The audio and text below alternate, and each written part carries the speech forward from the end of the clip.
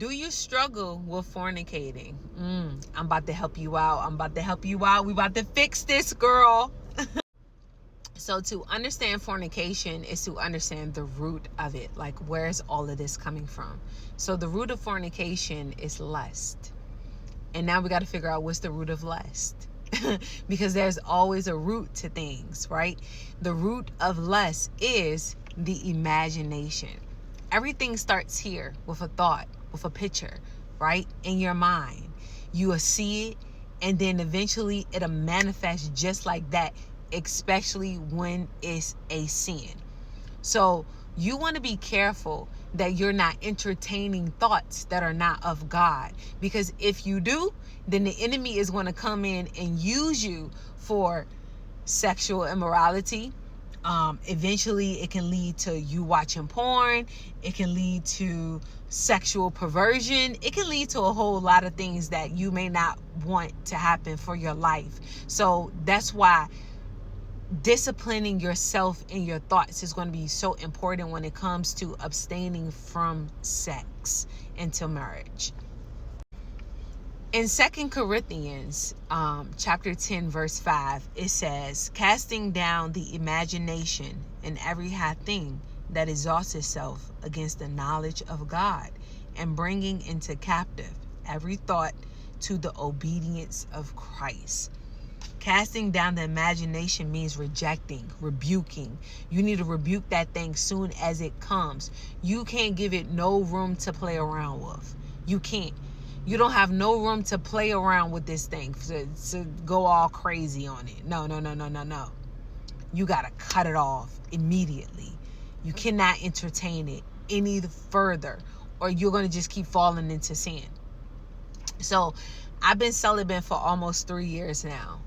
And I was struggling with this. I was not struggling with fornicating, but I was struggling with picturing it, right? I would go in my mind, think about a certain person, what we used to do, because I seen it first.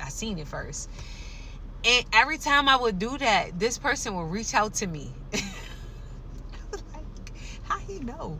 I was thinking about him. And he'll just try to take me off my path. You know, although I was entertaining it and I was playing with it, he will literally come and try to take me off my path, right? Because remember, it's just like porn. If you're watching porn and you're masturbating, you're not masturbating to the person. You're masturbating to demons. That's what that is. You're entertaining demons. The same thing when you have those mental pictures, because they're not there.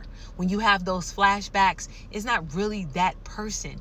It's a demon entertaining the thought to keep you in sin, so you can live in shame, you can be in fear, you can never give your life to God because you have done too much, you feel dirty, you lustful, too much going on, right? Too much going on for me to even tell God what I've been doing.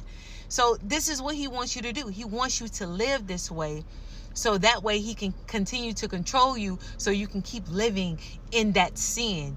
And this person that hit me up and they try to come out here with me, try to get me to come back home, and you miss it, all that crazy talk. And I'm like, oh no, you're not my husband. I'm not going down that route. No. So you got to cut it off.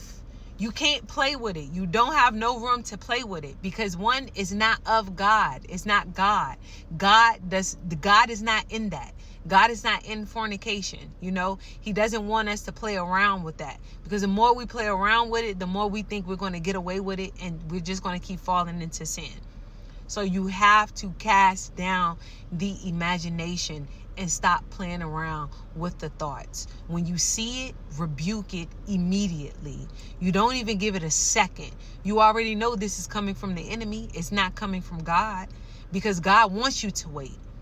He wants you to wait and chill. He don't want you living like that. He don't want you thinking of those things, right? Because he knows that it's going to lead to sin.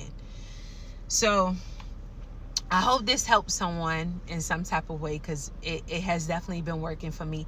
And once you realize some of the people that you've been having sexual interactions with never deserve you anyway, it makes it more easier to just go on your journey, right?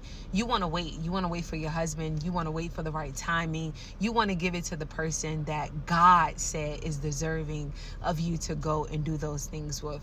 Not just someone who, not just some regular degular demon. Like, these men be demons. For real. So you want to be careful. You want to be careful who you're giving yourself to. So cast it down. Cut it off. Don't entertain it. Love y'all.